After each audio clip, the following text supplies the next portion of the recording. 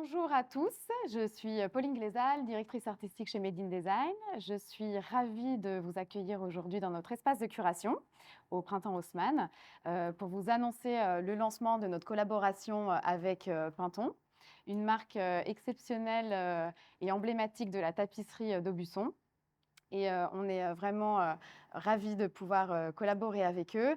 On a Lucas Pinton, qui est le président et héritier de cette belle maison familiale. On a également avec nous Jacques Bourdex, qui est un artisan cartonnier, donc qui est en charge de la couleur, si je ne me trompe pas. Il vous en parlera mieux que moi. Et Pinton, c'est vraiment une très belle histoire. C'est une histoire de rencontre entre artisans qui ont un savoir-faire traditionnel d'excellence et des créateurs. Donc, Jacques a travaillé avec les plus grands noms du 20e, Botero, Calder, Le Corbusier, il y en a plein d'autres. Il parlait de Sonia Delaunay tout à l'heure, donc il aura même des images à vous montrer. Mais la maison s'inscrit aussi dans la modernité et travaille toujours avec des créateurs contemporains. On a avec nous Alexandra Roussopoulos, qui est artiste peintre, dont on peut voir son magnifique tapis Météoris exposé au mur comme un tableau. Et on a aussi Chloé Nègre, qui est parmi nous, qui est architecte d'intérieur, décoratrice et designer, qui a fait un magnifique tapis qu'on peut voir dans le fond de l'espace. Donc, on voit vraiment que la maison s'inscrit aussi dans cette idée de passation. Et vraiment, on est ravis de pouvoir intégrer cette marque à notre catalogue. On a fait une sélection de tapis parmi toute leur offre. Donc, une sélection qui colle aussi avec notre univers et en phase avec notre ADN. On a vraiment pour but de proposer des intérieurs uniques et on espère que cette sélection pourra vraiment vous plaire et apporter de la singularité dans les intérieurs de tout le monde. Voilà, je laisse la parole à Lucas Pinton et au reste de l'équipe. Bonjour, je suis Lucas Pinton, président des ateliers Pinton. Je dirige cette boîte depuis 25 ans et c'est une boîte familiale qui existe depuis 1867 et je suis la 5e génération. Donc à la base, cette boîte faisait des tapisseries d'Aubusson. Alors on n'est pas situé à Aubusson, on est à Felletin, c'est à 10 km à côté. Et on a voulu développer d'autres techniques que la tapisserie d'Aubusson. Donc on a mis le tapis tofté main, on a mis une technique qui s'appelle le jacquard pour faire des tissus, et on fait de la moquette aussi. En fait, mon raisonnement, c'était de partir de la tapisserie. On a toujours collaboré avec des artistes de chaque époque, et on a voulu associer ces artistes avec les autres techniques. Et là, on voit aujourd'hui, donc, derrière moi, une tapisserie d'Aubusson et des tapis tofté main avec des artistes de notre époque. Et je suis à côté, Jacques est à côté de moi aujourd'hui, et c'est une personne importante pour l'entreprise, puisqu'elle travaille avec nous depuis 50 ans. Et il va vous faire découvrir le cœur de l'entreprise, comment on travaille avec ces artistes. Et donc, Jacques, depuis 50 ans, est-ce que tu peux nous expliquer ce que tu as fait, avec quel artiste tu as travaillé et comment ça se passe pour fabriquer une tapisserie? Tout d'abord, bonjour mesdames, messieurs, dames. Oui, alors effectivement, j'ai eu la chance, il y a une cinquantaine d'années, pour être très précis, en juillet 1970, de rentrer à la maison Pinton. À l'époque, c'était Jean Pinton, le grand-père à Lucas, et son oncle qui travaillait là. Moi, je sortais d'une formation de peintre en bâtiment. Et peintre en bâtiment, à l'époque, si vous voulez, on faisait un peu de décoration. Et il y a un prof qui m'a aiguillé vers les ateliers Pinton. Donc je sors de l'école en juin 70. Le 1er juillet de la même année, je rentre à la maison Pinton. Donc le grand-père à Lucas et l'oncle me disent, voilà, tu vas sortir des maquettes pour faire des tapisseries. Alors les maquettes, c'est quoi? C'est facile, c'est pas salissant, c'est bien payé et tout. Donc on me donne un projet, on me dit, voilà, tu vas chercher toutes les couleurs qui se trouvent sur ce projet. Et ensuite, on va faire le carton et on numérotera le carton. Je peux vous dire que c'est quand on voit des milliers de laines, et c'était certainement beaucoup de responsabilités. Donc je fais un premier mois d'IDC et le grand-père de Lucas me dit je crois que vous êtes fait pour ce métier-là. Si vous voulez revenir au mois de septembre, on vous embauche. Donc là, on est en 70. Et à l'époque, on avait un projet, enfin ils avaient un projet pour les rideaux du théâtre de Sydney, d'un peintre australien qui s'appelait Coburn. Donc quand j'ai vu toutes ces choses, et voilà, il faut s'accrocher, quoi. C'est vrai que ça doit être un très joli métier. C'est très compliqué finalement. Et ensuite, Jean Pinton me dit, ben, on va travailler avec Calder, bien sûr. Vous savez, quand vous avez 18 ans, on ne s'occupait pas trop on sortait de mes 68 et je ne connaissais pas Calder, je ne connaissais rien du tout, je ne connaissais aucun nom de tous ces métiers. Et me voilà lancé. Tout à l'heure, je vous montrerai un document où je suis en train d'assortir en 71 les fameuses couleurs de Calder, le rouge, le bleu, le jaune. Et là, j'ai un document vivant. J'espère que vous allez me reconnaître parce que j'ai changé depuis. Et donc partir sur des documents comme ça et ensuite travailler avec Sonia Delaunay, Vasarely. Et j'ai la chance de continuer. Lucas m'amène des artistes extrêmement importants. Je vais citer Botero, Glenn Brown qui vient de nos ateliers récemment, Béatrice Meales, une Brésilienne pour qui on vient faire 2 tapisseries monumentales, et bien sûr Ethel Adnan qui est incontournable dans ma vie maintenant, puisque encore je travaille sur l'œuvre d'Ethel Adnan. Alors mon métier de coloriste cartonnier, c'est quoi? Si vous voulez, je peux vous en parler pendant longtemps, pendant très longtemps. Je vais essayer de ne pas être très technique. Alors les artistes font un projet. Donc un projet, c'est une maquette qui peut faire 20 cm², 40 cm², 1 m². Calder, lui, lorsqu'il travaillait pour nous, faisait des peintures qui faisaient à peu près 1,5 m². Donc on recevait les maquettes de Calder, on les assortissait, enfin, on avait la couleur de base qu'on lui a soumis, rouge, bleu, jaune, les noirs, et Calder, c'était que des fonds blancs. Donc on a dû travailler les matières, puisque Calder, il y a des surfaces qui étaient beaucoup plus importantes que d'autres, donc il fallait les faire ressortir, donc avec des simples chaînes, des doubles chaînes, des quadruples chaînes. Alors on travaille en partenariat avec un filateur qui nous a fait des laines mèches, donc ces laines mèches donnaient un effet naturel, si vous voulez, de surimpression. Alors le cartonnier va devoir être au plus près de la couleur, de la valeur de la couleur, et ensuite on va, Calder, je vous prends l'exemple le plus simple, puisque ce sont des grandes formes, des grands aplats. Et ensuite, on va tisser. Le lissier va suivre fidèlement sur le carton qui est sous le métier ce qu'a écrit le cartonnier. Alors, lorsque les travaux sont plus compliqués, si vous connaissez peut-être l'œuvre d'Ethel Adnan, ce sont des travaux assez compliqués où là, je viens d'écrire 3 cartons. On a à peu près 100 couleurs composées. Parce que mon œil, mon métier m'a appris finalement qu'une couleur pure, finalement, avait peu d'identité, n'avait pas de vie. Alors, si vous voulez, je suis spécialisé, je crois, Lucas, dans ce petit mélange de couleurs. Mais pour mélanger des couleurs, il faut surtout qu'elles soient sur la même hauteur, la même valeur. Et ensuite, donc, ce métier-là, bien sûr, j'en connais tous les secrets, et heureusement, parce que ça serait grave. Et je vis comme un compositeur de musique. Quand je vois une maquette, je dis tout de suite, on va pouvoir faire ça, on va pouvoir mélanger ça avec ça, on va simplifier ça. Donc, si vous voulez, le cartonnier va donner la direction de tissage au lissier. Je vais rajouter quelque chose par rapport à ce que tu as dit, c'est que le filateur est à 10 minutes de l'entreprise, donc Jacques pouvait arrêter les couleurs pour la teinture et avoir exactement les couleurs qu'il souhaitait pour la tapisserie.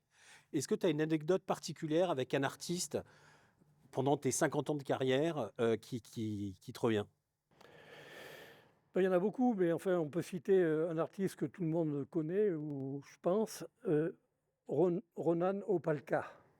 Opalka, on a une commande publique, si vous voulez, une commande publique pour une tapisserie de 25 m² pour une cathédrale à Tulle.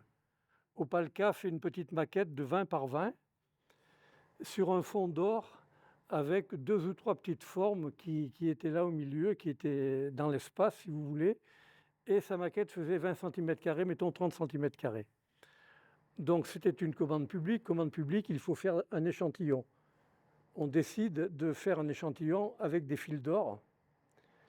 Et les petites particules, on aurait cru des grosses cacahuètes, si vous voulez, qui se promenaient là. Dit, ben, on va aussi faire avec des fils d'or. Donc notre échantillon est primé et on doit passer à l'agrandissement photographique. Sauf que l'agrandissement photographique de 40 cm² est passé à 25 m² en noir et blanc. Alors je revois, comme je vous vois ici, tout là, je revois Opalka arriver à l'atelier et il regarde son agrandissement qui était exposé dans notre hall. Et là, je vois qu'Opalka a un vrai souci. Opalka est dominé par son œuvre, il ne la reconnaît plus.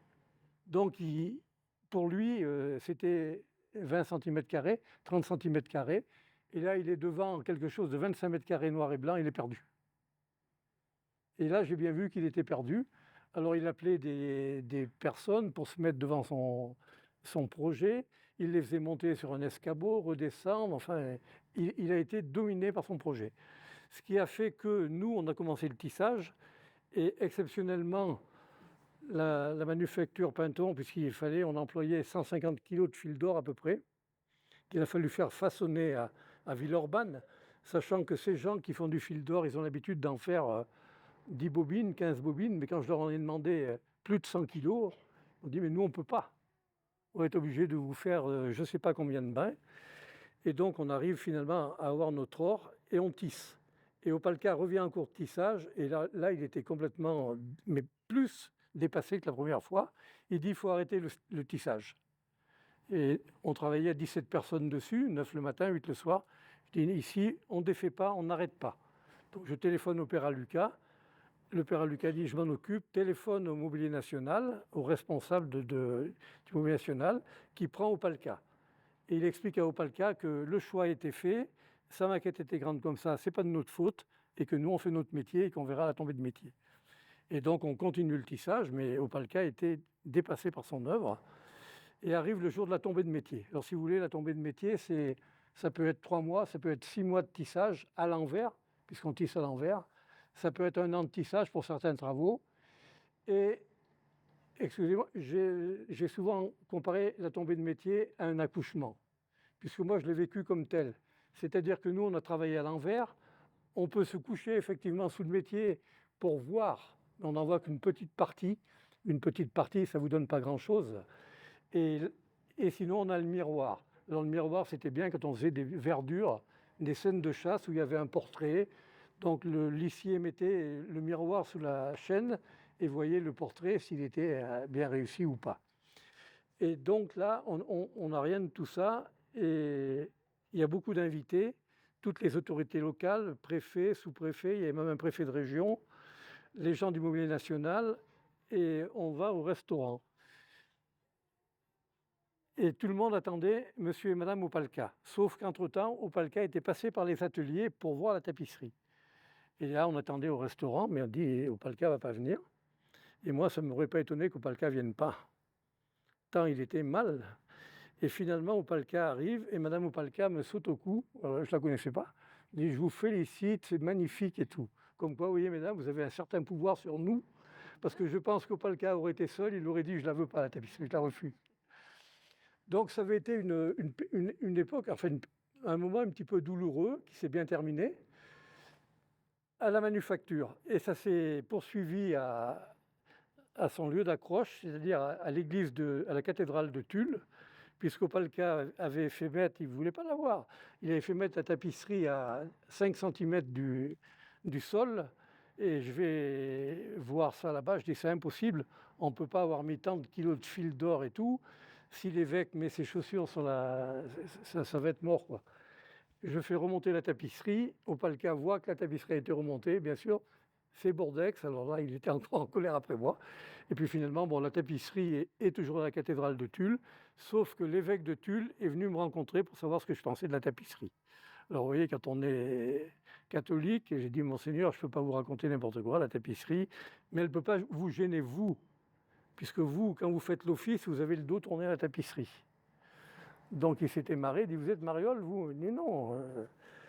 Et donc la tapisserie d'Opalka avait été un souvenir quand même assez... Bon, il y en a beaucoup d'autres, hein, puisque dans la même année, on avait fait une tapisserie pour la cathédrale d'Arles.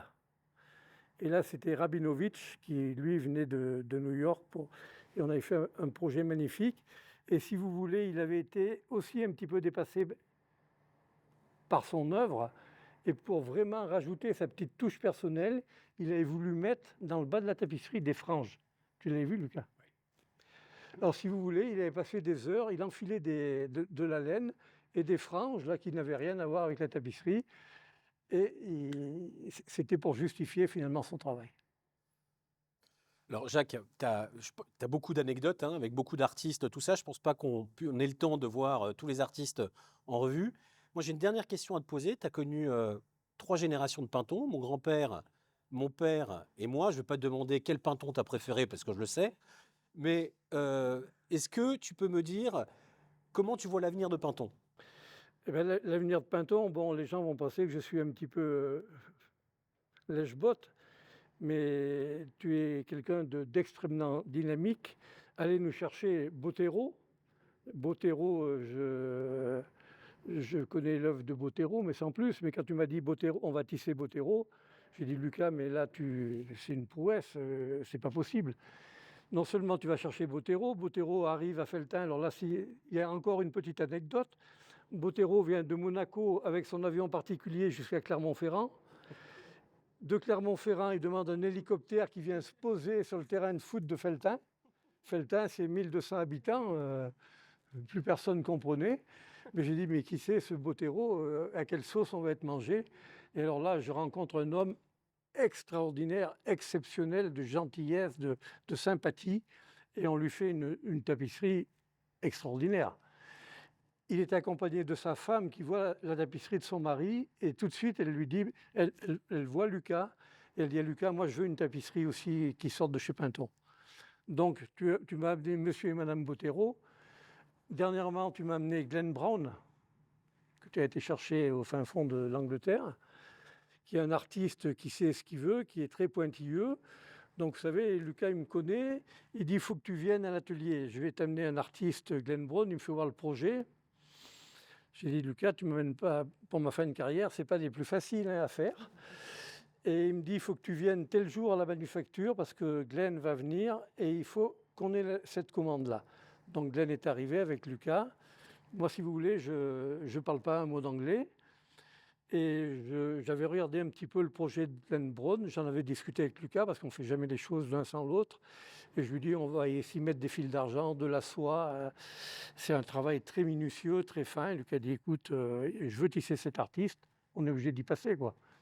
Et donc on fait une tapisserie de Brown qui devait venir en cours de tissage. Il y a eu la Covid, il n'a pas pu venir. Et honnêtement, on se posait beaucoup d'interrogations parce que c'était quand même quelque chose... C'était que des dégradés de gris. C'était très, très compliqué. Il fallait qu'il y ait des choses qui apparaissent, qu'on avait fait en soie.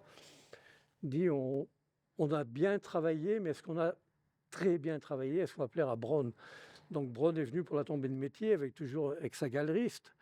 Un repas hyper tendu où tout le monde se regardait, personne ne parlait. On avait tous un petit peu le trouillot.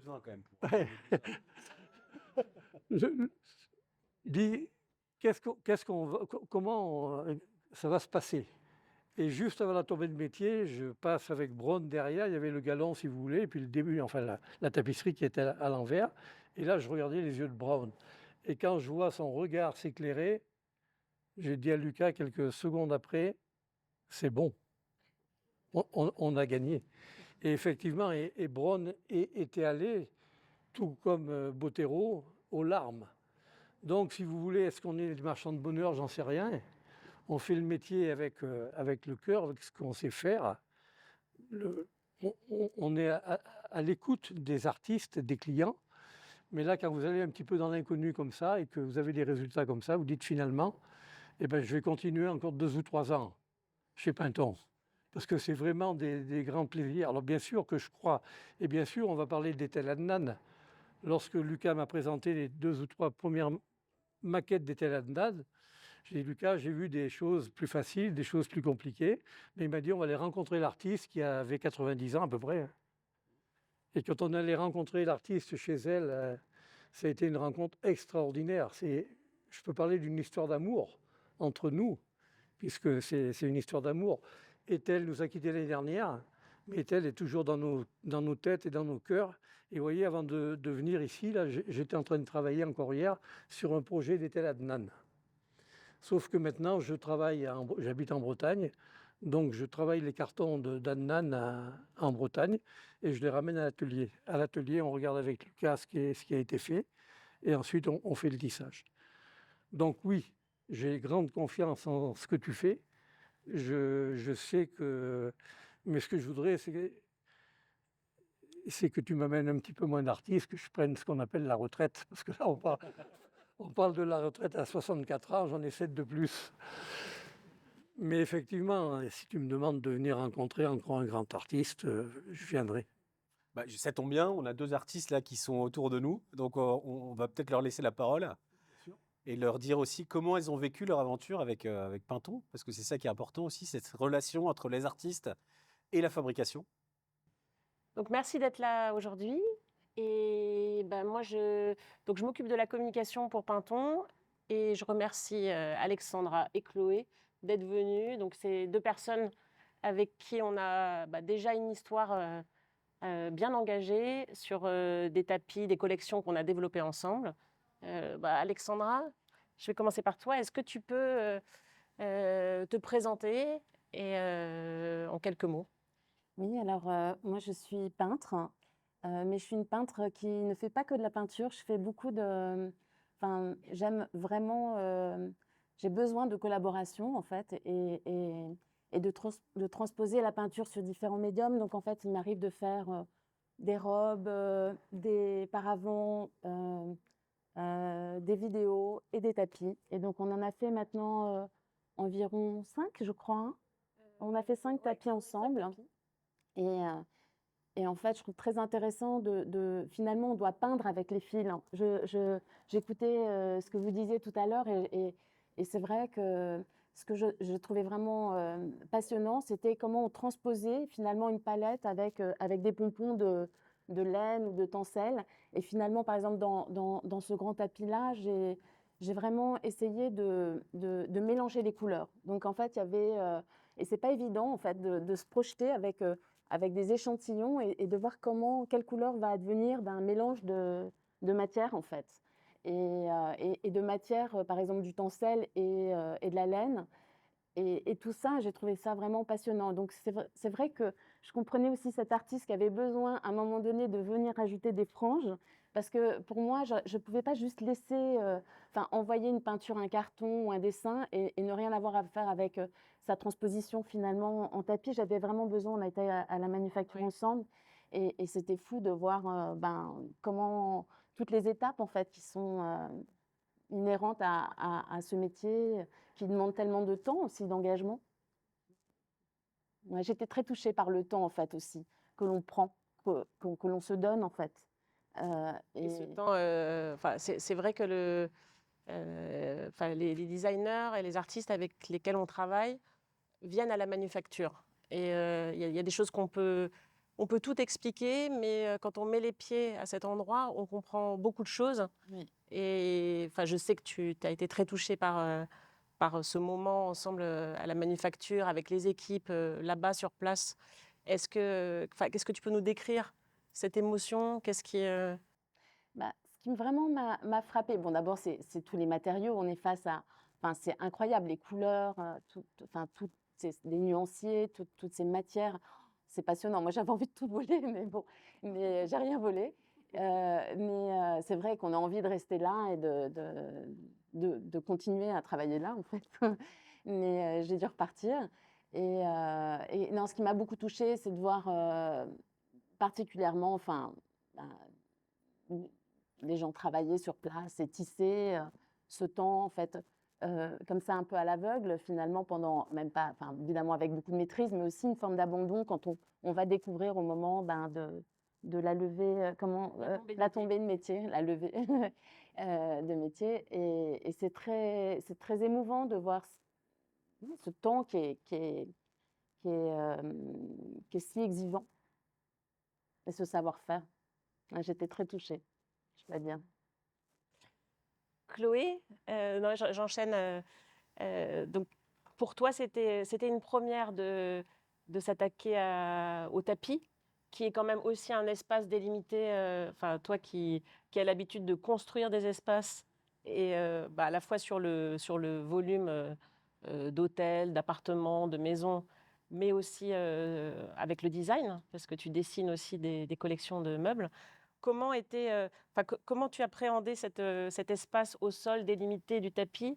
Et est-ce que le passage au textile a été pour toi une aventure voilà, agréable, intuitive Je pense qu'il y a eu quelque chose d'assez intuitif effectivement et la collection sur laquelle on a travaillé ensemble, l'idée c'était aussi de faire une présentation liée à du mobilier. Donc le travail a été un tout petit peu différent, c'est-à-dire que j'essayais de faire répondre, le dessin du tapis au mobilier qui était destiné à être posé sur ce tapis et c'est vrai que je pense qu'il y a un amour commun que j'ai retrouvé aussi, dans ce que vous décriviez, c'est l'amour de la couleur et c'est quelque chose qui est assez présent, chez Pinton qu'on peut voir ici en voyant tous ces tapis présentés. Et c'est vrai que ça a mis beaucoup. Et toi-même, Lucas, on sent que tu as cette appétence. Donc tu mets très à l'aise sur le sujet et ça permet aussi de enfin de se lancer dans ce projet en étant tout à fait à l'aise et de façon assez intuitive. J'ai trouvé ça très agréable, en tout cas, dans la façon de travailler avec vous.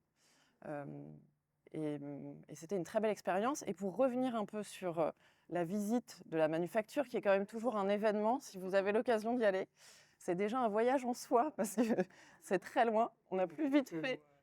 Non, c'est pas très loin, mais on a plus vite fait d'aller à Londres qu'à Felletin. Mais ça fait partie de l'aventure. Donc on arrive vraiment dans un cadre qui est en plus très calme. Moi, j'ai été touchée par le calme à la manufacture. Et vraiment, le lieu, le bâtiment déjà lui-même, est très intéressant parce qu'il y a des grandes ouvertures sur l'extérieur, donc c'est lumineux et calme.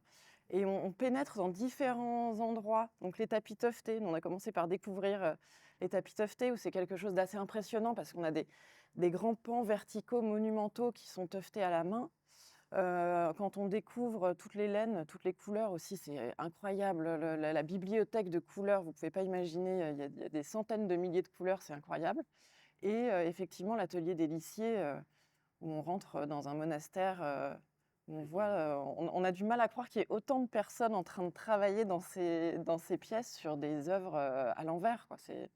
Donc, c'est un autre temps et ça fait beaucoup de bien de voir ça aussi aujourd'hui avec des gens passionnés. Donc c'était vraiment, c'est un très bel endroit. Je vous invite à passer par Felletin. Pardon, j'invite à ta place. Oui, oui. C'est vrai que cette sensibilité à la couleur, enfin, que ce soit Alexandra, Chloé ou les autres artistes designers avec lesquels on a collaboré, il y avait il y avait plusieurs choses en commun. Déjà, ça a toujours été des gens sympathiques et c'est vrai qu'on tient à travailler dans un climat de confiance et surtout, on n'est pas en train de multiplier les collaborations. Quand on entame une histoire avec quelqu'un, on espère que c'est sur le long terme et qu'il y a des choses qui vont naître après.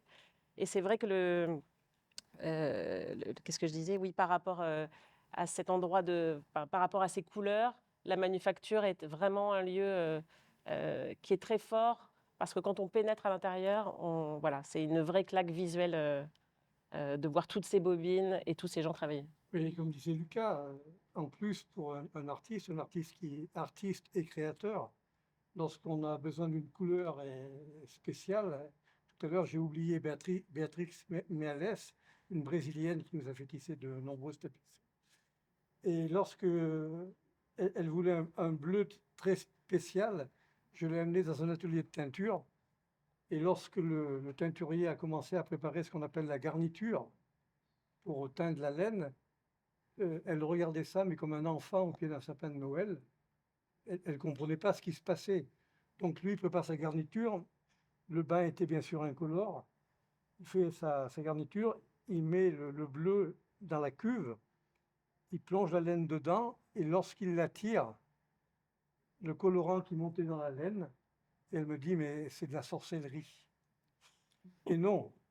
Et je lui ai dit, demain matin, tu verras ta couleur. Et le lendemain matin, on allait à la teinture. Il y avait l'échantillon de bleu que je lui avais donné et l'échantillon de bleu qu'elle avait fait. Et j'ai dit à l'artiste, eh bien, écoute, choisis. c'est lequel l'échantillon? Je dis, mais c'est pas possible. Donc, quand vous êtes artiste, vous faites effectivement un long voyage pour venir à Felletin, mais en compensation, vous tombez sur des gens agréables, quand j'y suis pas, et vous demandez un rouge, un bleu, un jaune, dit, je l'ai pas, j'ai pas pu je l'ai pas trouvé dans les pots, avec mes pinceaux, je n'ai pas pu le faire. Et nous, on a peut-être un teinturier qui va vous le faire. Je crois que la récompense est au bout du voyage, quoi. Et donc la laine, on a, je ne sais pas, peut-être 200 000 ou 300 000 couleurs. Et on teint tous les jours. Donc vous voyez, on ne travaille pas forcément avec le stock, avec des vieilles laines. C'est vrai que à ce niveau-là, effectivement, il faut avoir, parce qu'on sait que ça coûte très cher, toutes ces manipulations, ces teintures. Et Pantone nous donne absolument tous les éléments nécessaires pour pouvoir travailler. C'est pour ça que je crois doublement en l'avenir de l'atelier. Pour terminer, je pense que avec tous ces témoignages, en fait, on essaie depuis 150 ans de faire la même chose, c'est-à-dire d'avoir un savoir-faire qu'on maîtrise le mieux possible et sur lequel on veut toujours progresser et aller plus loin et innover. Et évidemment, on est accompagné avec des artistes qui nous aident justement à dépasser ces limites. Et c'est pour ça que cette association entre un savoir-faire bien maîtrisé et des artistes me paraît indispensable. Et avoir ces deux pôles qui travaillent en collaboration.